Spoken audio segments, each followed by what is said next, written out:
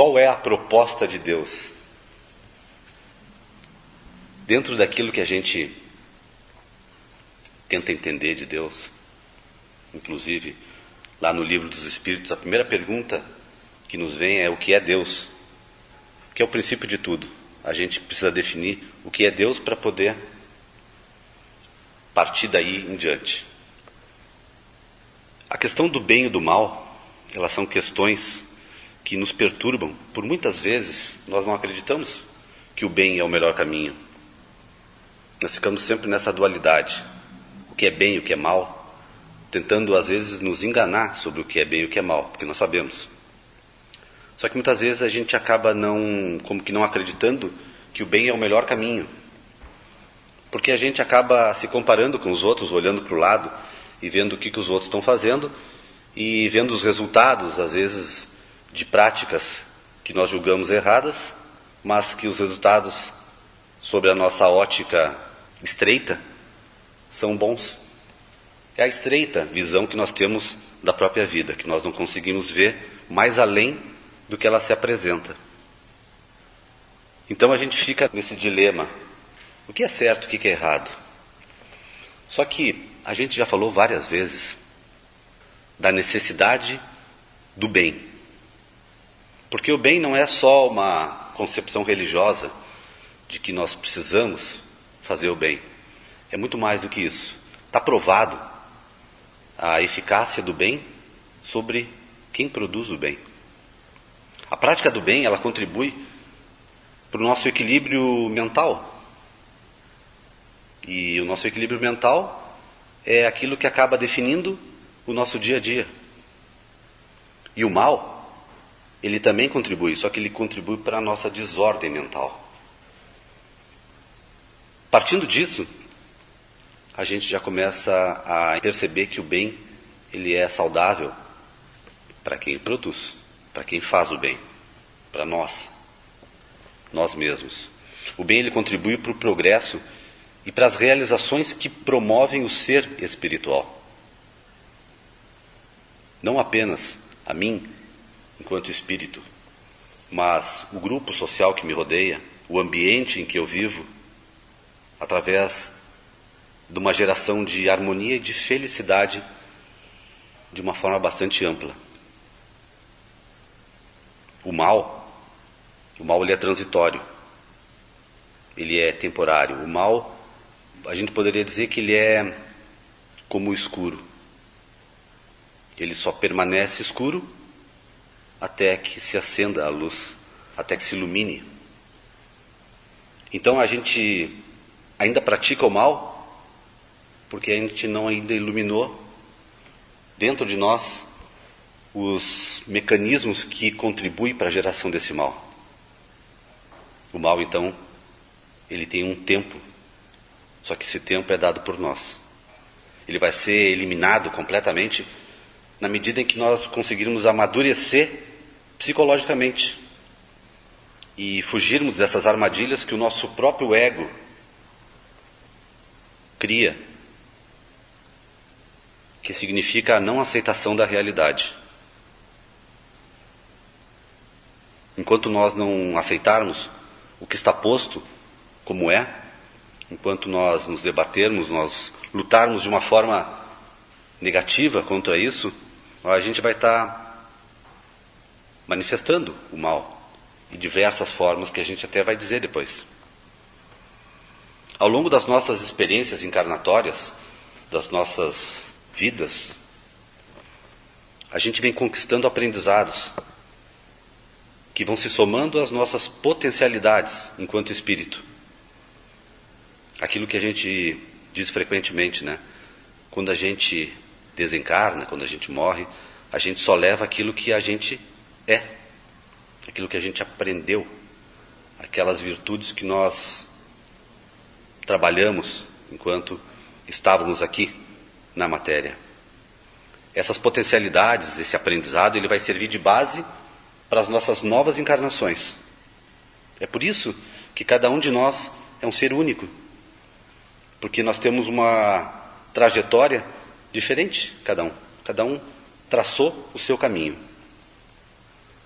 E dentro dessa visão, a gente vai receber, numa próxima, novas estruturas de expiação, de provas, que na verdade são situações pelo qual a gente vai se deparar nas nossas próximas existências.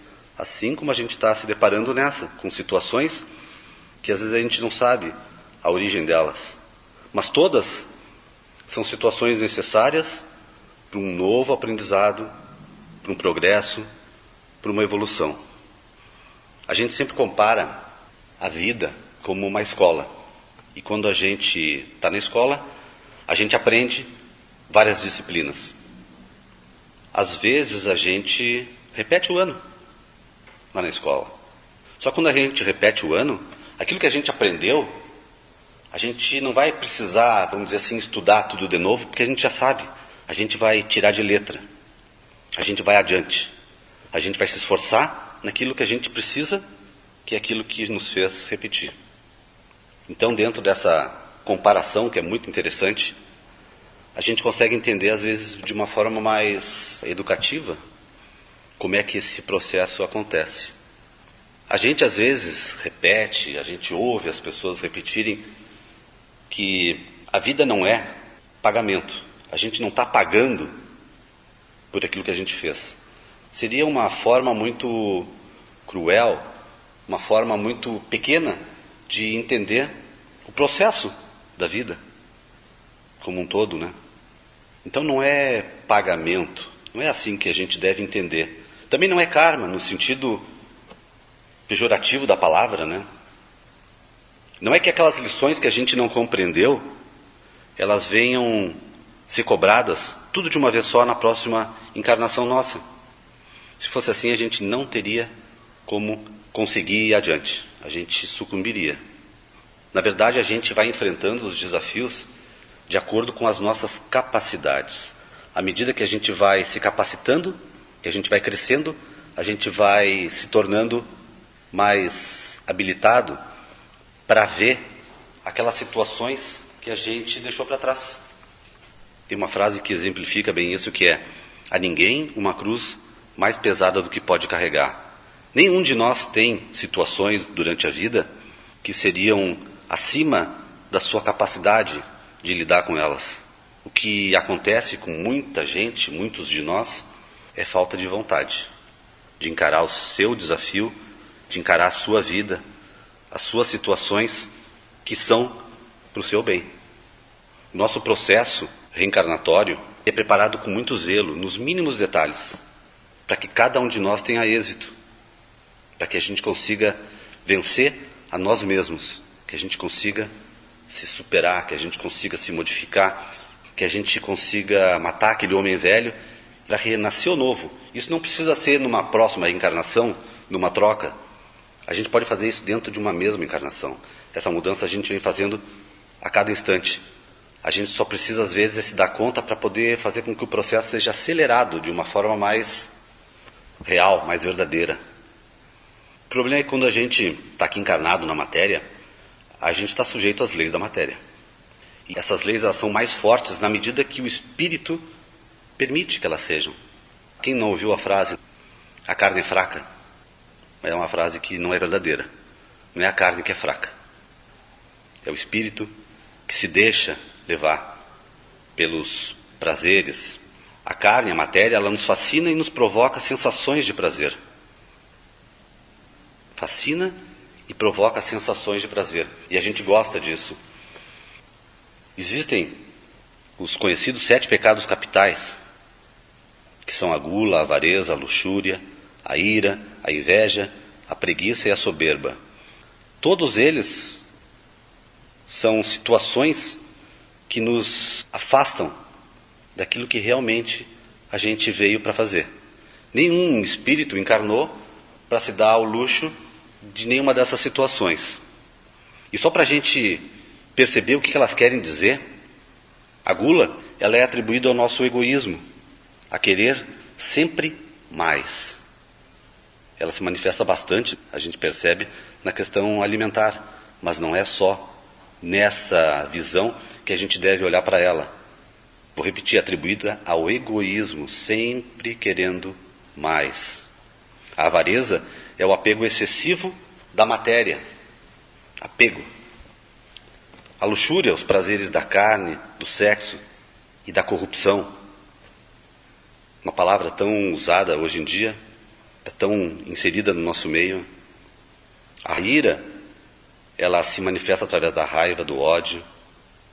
E interessante, do querer causar o mal. A gente diz muitas vezes, ou a gente ouve muitas vezes, que a gente não deve controlar a raiva, a gente não deve segurar a raiva, que a gente tem que botar para fora. Só que a raiva, ela é direcionada. E como diz ali, ela é direcionada a causar mal a alguém especificamente. Então, a gente tem que pensar, quando a gente está meio que vomitando esse sentimento tão negativo. A inveja é o desejo de possuir o que é do outro. Não é ter as coisas, é ter o que é do outro. Ela ignora aquilo que eu tenho. A preguiça a gente pode traduzir ela por uma única palavra, que é a inatividade. Não fazer nada. A soberba, que é a última, se manifesta através da arrogância, da vaidade, da superioridade, é de achar que eu sou melhor do que os outros. Só que cada um desses 7 pecados citados tem um antídoto.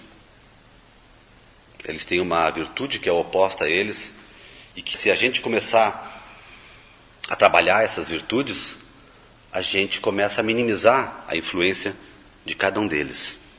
Então, para a gula, o antídoto é a moderação em tudo.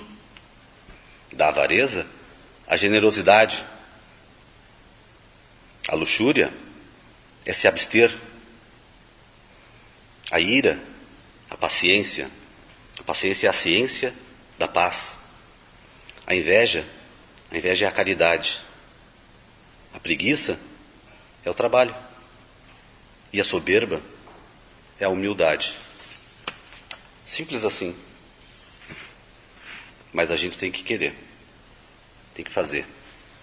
Quando a gente busca essas sensações que nos fascinam, que nos dão essa sensação de prazer, a gente acaba esquecendo do que é verdadeiro, do que é eterno, do que é essencial.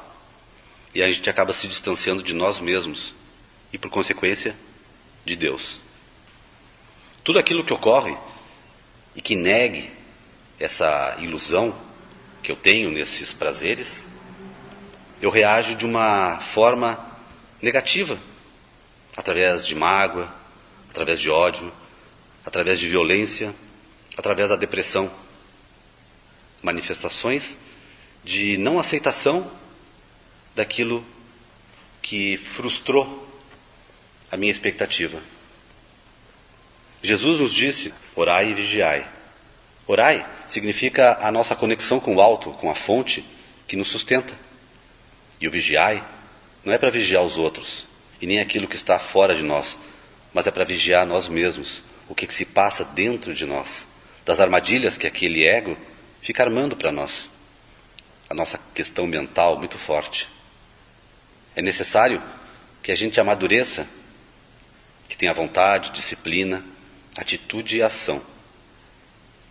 Nós precisamos combater veementemente esses pensamentos que buscam nos colocar como vítimas, como coitados, como sem capacidade.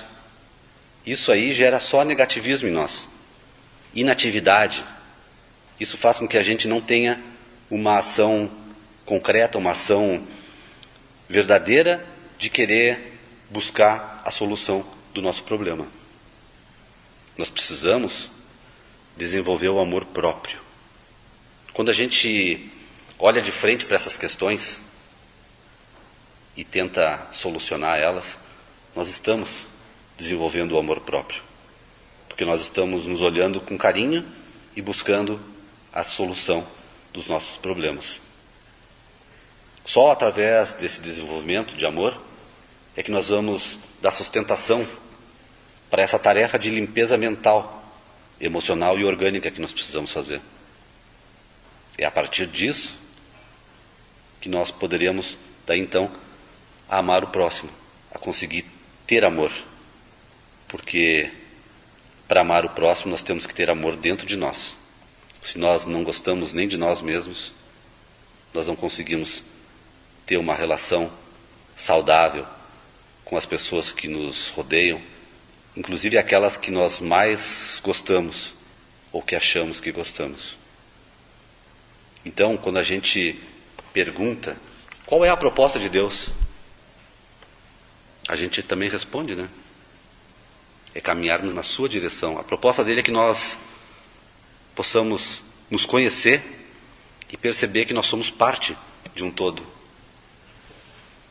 Perceber que a gente faz parte de uma obra tão grande, tão perfeita, que se a gente fizer simplesmente o que nós precisamos fazer, a engrenagem toda funciona de uma forma perfeita.